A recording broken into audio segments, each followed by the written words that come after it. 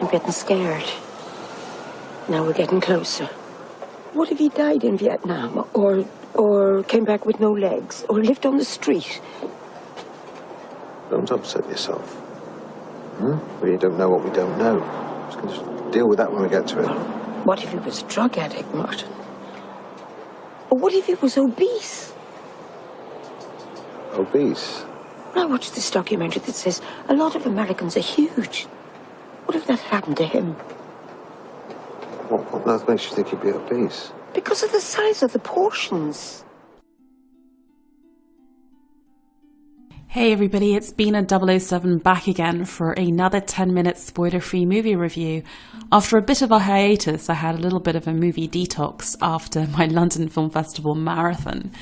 But today I actually want to cover a film that played the London Film Festival called Philomena, which is currently out in the UK and is released in the USA on November 22nd.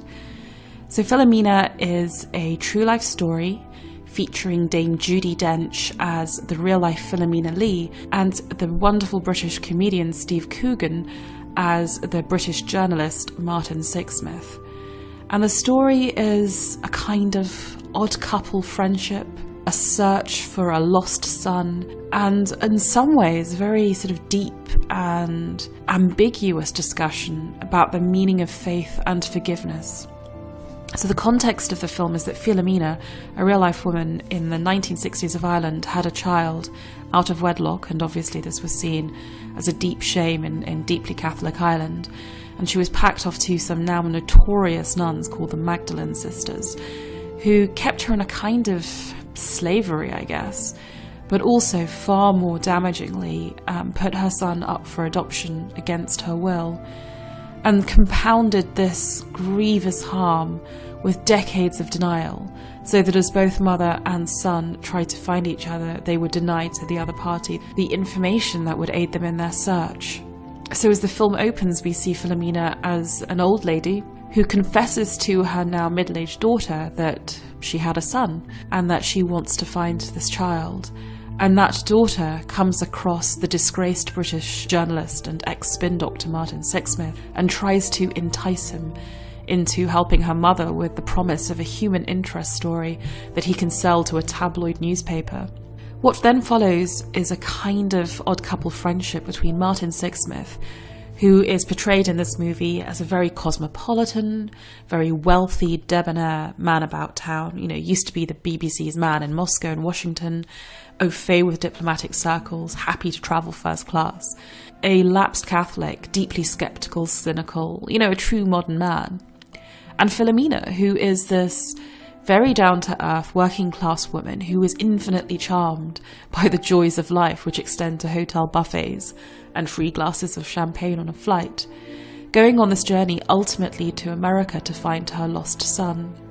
And what's really remarkable and apparently true in this story is that Philomena, despite these great, great wrongs done to her by the Catholic Church, although wavering, ultimately keeps her faith and keeps her capacity to forgive. But she displays such humanism, such humanity towards the people that she meets, which obviously affects Martin Sixsmith, who, as a lapsed Catholic, feels a sort of righteous indignation on Philomena's behalf and wants to... He is scandalized by what's happened at the convent, and he wants to hold someone to account. He wants to see someone suffer in turn.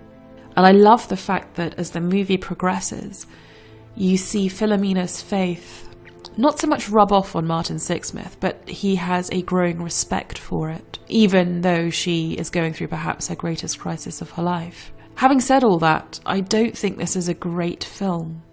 It's not a bad film, I just don't think it's a good film. And the reason for that is that I think so many times this film walks us up to the point where it might tackle something truly meaty and meaningful in its debate about faith and responsibility and forgiveness and even, how does a profoundly Catholic woman react to lifestyle choices of people around her? And yet it shies away from that. And maybe that's because the real Philomena was just very accepting and forgiving and understanding and deeply modern in some of her attitudes towards sex.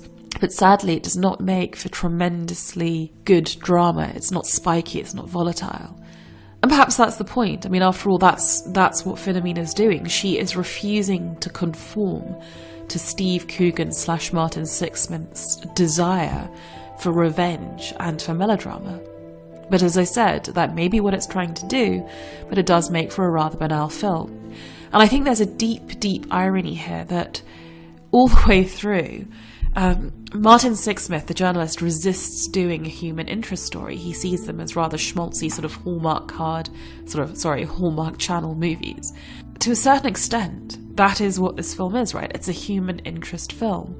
And so all the cynicism that Martin Sixsmith displays towards material is shared by us, the urbane Londoner crowd. The other thing to say is that this is a script that has been written by Steve Coogan and Jeff Pope, and with Steve Coogan one expects to find humour. Generously, that humour lies in the character of Philomena, who by all accounts is very funny in real life. There are, however, some very witty exchanges between the two of them, where you do see those flashes of the Steve Coogan brilliance. But as I was commenting to a friend of mine, and we both agreed on this, having watched the film at the festival, that they almost seemed out of place, out of context. It was like, we've got this very sort of serious, earnest, heartbreaking film, and let's just throw in a few very, very funny, witty one-liners just to keep the audience awake as it progresses and unfolds. This movie, I guess, it works on two levels, or it should. It's trying to work on two levels. One, as a very emotionally affecting film. Secondly, as a discussion of faith. I didn't find it emotionally affecting, I'm very sorry to say. And as a discussion of faith, I felt it really did not have the true courage to maybe drift a little bit away from the real life story and be less banal and a little bit spikier.